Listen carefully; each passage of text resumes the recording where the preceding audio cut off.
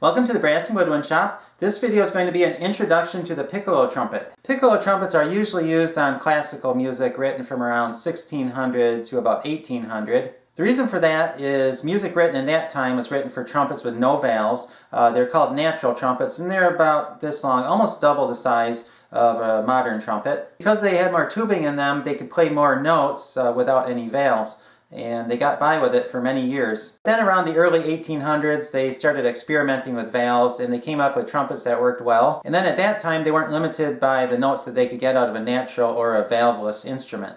Then they could make trumpets with less tubing that were easier to play, and they could get all the same notes. That only takes you up to the B-flat trumpet. Back to the 16 and 1700s, they were limited to the natural harmonics, and in the upper register, the notes are a lot closer together, and you can pretty much play an entire scale up in the upper register of a natural trumpet. So a lot of that music was written in the upper register, so that's why piccolo trumpets are common on music written in the Baroque era. The piccolo trumpet gives you a loud, bright, and festive sound, and that's usually what the music was written for when it was originally written, so it lends itself well to the old Baroque music. The most obvious thing about a piccolo trumpet is that most of them have 4 valves. The tubing on the 4th valve equals, or at least comes close to equaling, the tubing on the 1st valve and the 3rd valve combined. So the 4th valve can be used for alternate fingerings as well as getting to the bottom of the staff. Without the 4th valve, you would only be able to get down to the on the staff F sharp.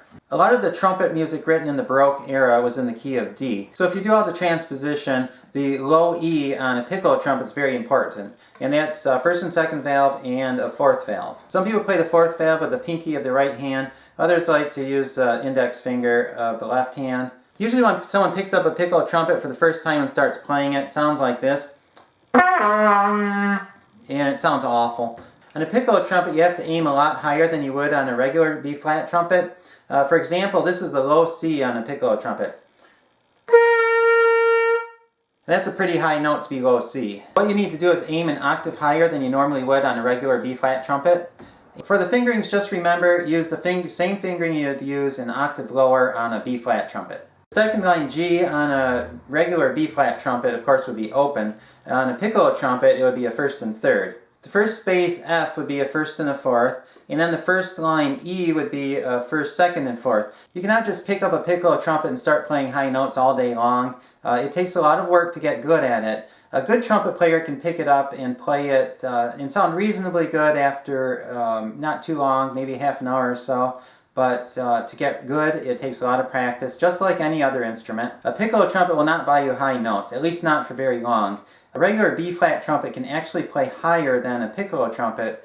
The piccolo trumpet is limited on its range because it starts choking when it gets to the higher register. A good high note player on a B-flat trumpet can play a lot higher than a piccolo trumpet. Piccolo trumpets don't have tuning slides where you expect them to be right here. They have what's called a shank, and you just loosen up the screw and then you just pull in and out to tune. This is a B-flat shank, and most piccolo trumpets come with a B-flat and an A shank, and you can see the difference in size there.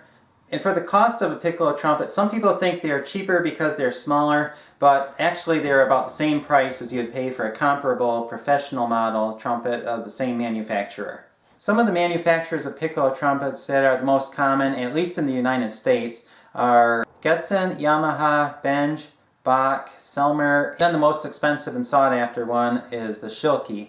In Europe, there are other ones that are more common than that. So if you're from Europe or some other part of the world, just leave a message in the comments below and let us know.